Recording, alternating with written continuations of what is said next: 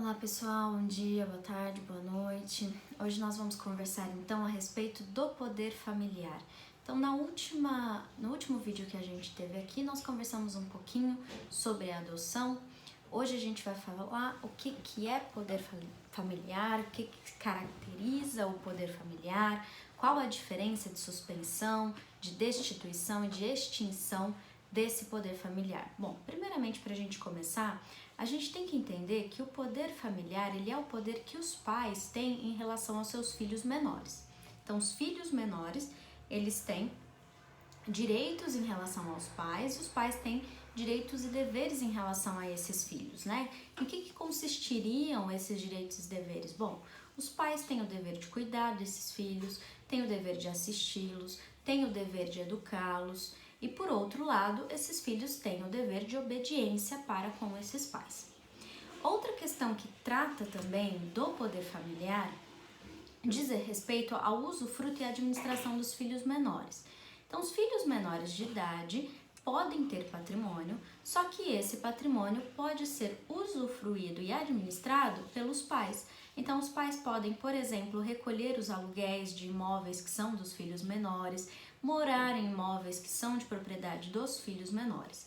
Então, durante toda a menoridade da criança, né, até os 18 anos, até ela fazer 18 anos, esses bens eles são indisponíveis, ou seja, os pais não poderão aliená-los sem autorização judicial para tanto e sem que haja um motivo justo para tanto, e os pais poderão administrá-los em contrapartida, havendo algumas exceções, né? Então existem situações em que, apesar dos filhos menores terem patrimônio, os pais não poderão administrar esse patrimônio. Quando que isso vai acontecer? Principalmente no caso em que esse patrimônio adquirido pelo menor foi objeto, por exemplo, de uma herança.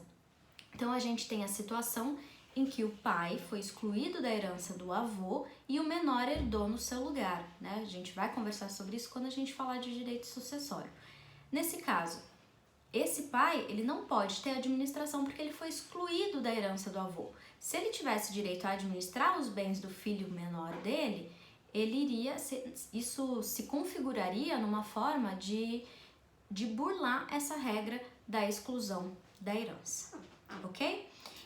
Um detalhe que a gente não pode se esquecer é que poder familiar não se confunde com guarda. Então, o poder familiar ele não se extingue com o divórcio, por exemplo, dos pais. Então, os pais se divorciaram, constituíram uma nova família, quer dizer que agora não tem mais poder familiar sobre aquele filho do primeiro casamento? Não, muito pelo contrário, né? Ele continuará exercendo o poder familiar. O poder familiar só é extinto ou destituído nas hipóteses legais que a gente vai conversar, né? Então a gente vai precisar ou de uma situação, por exemplo, de maioridade, emancipação, ou de uma sentença judicial que declara extinto aquele poder familiar para que o pai perca esse poder.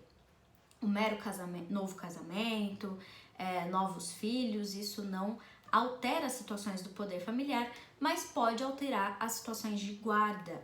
E a gente tem que tomar cuidado com isso, né? Não podemos confundir guarda com poder familiar. Aquele que detém a guarda é aquele que detém a responsabilidade imediata sobre o menor. Aquele que detém o poder familiar são qualquer um dos genitores, tanto a mãe quanto o pai, mesmo que não detentor de guarda.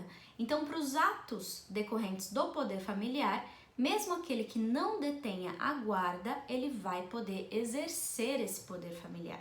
O que eu estou dizendo por atos decorrentes do poder familiar? Um exemplo que a gente já conversou em sala de aula foi a respeito do consentimento para casar. Então a gente viu que o menor, com 16 anos ou mais, ele pode se casar. Só que para isso ele precisa de consentimento dos pais. E aí, esse consentimento é só daquele que detém a guarda? Se a gente tiver uma situação em que há essa separação dos pais, o divórcio dos pais, só aquele que detém a guarda que vai poder autorizar o casamento?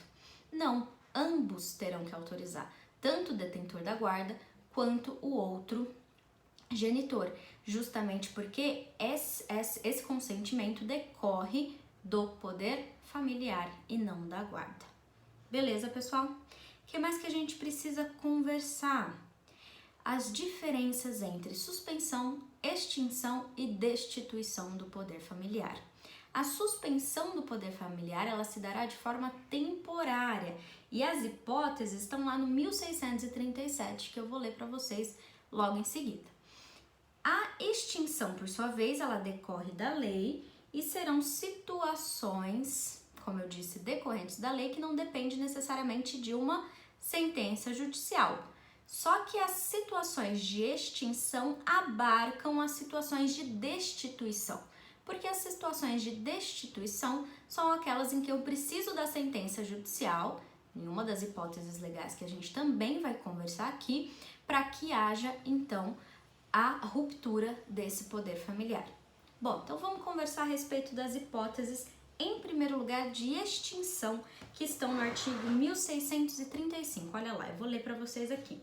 Extingue-se o poder familiar pela morte dos pais ou dos filhos. Faz todo sentido, né? Poder familiar é personalíssimo, vai se extinguir aí com a morte ou dos filhos ou do pai. 2, pela emancipação. Então, a partir do momento em que o menor ele passa a ter capacidade civil plena, mesmo que antes dos 18 anos, não tem mais como os pais exercerem o poder familiar sobre aquele filho. Inciso 3º, pela maioridade, caso clássico, né? Inciso 4º, pela adoção. Aqui a gente tem que tomar cuidado, porque a adoção extingue o poder familiar com a família biológica, mas cria agora o poder familiar, o vínculo de poder familiar com a nova família. Então, cuidado com esse detalhe. Inciso 5º, por decisão judicial. E aí aqui, esse inciso 5º vai tratar das formas de destituição que estão no artigo 1638. Então, vamos lá, as formas de destituição agora. 1638.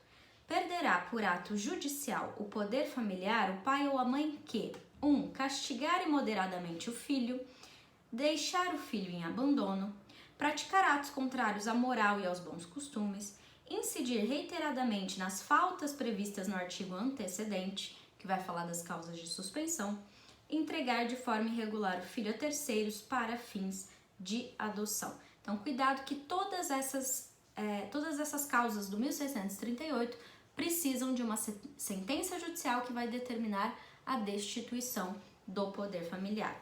Olha lá, o parágrafo único continua.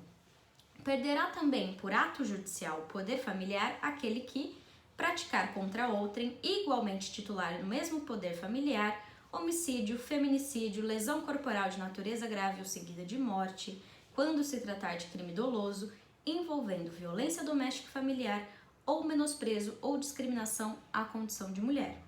B. Estupro ou outro crime contra a dignidade sexual, sujeito à pena de reclusão. Inciso 2º, praticar contra o filho, filha ou outro descendente, homicídio, feminicídio ou lesão corporal de natureza grave ou seguida de morte, quando se tratar de crime doloso envolvendo violência doméstica e familiar ou menosprezo ou discriminação à condição de mulher. E B, estupro, estupro de vulnerável ou outro crime contra a dignidade sexual sujeito à pena de reclusão. O que a gente tem aqui nesse parágrafo único? Antes da inclusão em 2018 desse parágrafo único, só perderia o poder familiar o pai, por exemplo, vou dar um exemplo aqui de violência, o pai que castigasse moderadamente um filho. Ele perderia o poder familiar relativo apenas àquele filho contra quem foi deferido aquele ato de violência. Ele não perderia o poder familiar em relação aos outros filhos. Ele também não perderia o poder familiar em relação aos filhos se ele praticasse violência doméstica contra a mulher. Então, por exemplo, o pai, ele tinha o costume de espancar a esposa e apesar dele fazer isso reiteradamente, das crianças viverem em um lar com essa violência, ele não poderia perder o poder familiar em relação aos filhos. Então, essa lei 13.715 de 2018 incluiu essas hipóteses justamente para garantir que aquele pai que bate em um dos filhos perca o poder familiar em relação aos outros filhos. E daquele pai que bate na mãe também perca o poder familiar em relação aos filhos, ok? Só que aqui, novamente, vou reiterar, a gente precisa de um ato judicial, de uma sentença judicial que declare a perda desse poder familiar, ok? Então, até agora a gente viu hipóteses de extinção e hipóteses de destituição. E as hipóteses de suspensão? Estão lá no 1637, olha lá. Hipótese de suspensão. Se o pai ou a mãe abusar de sua autoridade, faltando aos deveres a eles inerentes ou arruinando os bens dos filhos, arruinar os bens dos filhos aqui é colocar a perda, né? Simplesmente acabar com o patrimônio do filho, cabe ao juiz, de novo, suspensão vai ser um ato também judicial, requerendo algum parente ou o MP, adotar a medida que lhe pareça reclamada pela segurança do menor e seus haveres, até suspendendo o poder familiar quando convenha. Beleza? Então aqui, se a gente tiver uma ausência de cuidado com a criança, ou seja, não cumprimento dos deveres relativos aos pais, né? Então, os pais que não educam a criança, não criam, não dão condições materiais para sua subsistência, o juiz vai poder aqui, então, declarar essa suspensão do poder familiar que se vai dar por um período de tempo que o juiz vai determinar, ok? Nós temos uma outra hipótese no parágrafo único, olha lá. Suspenda-se igualmente o exercício do poder familiar ao pai ou à mãe condenados por sentença irrecorrível em virtude de crime cuja pena exceda 2 anos de prisão.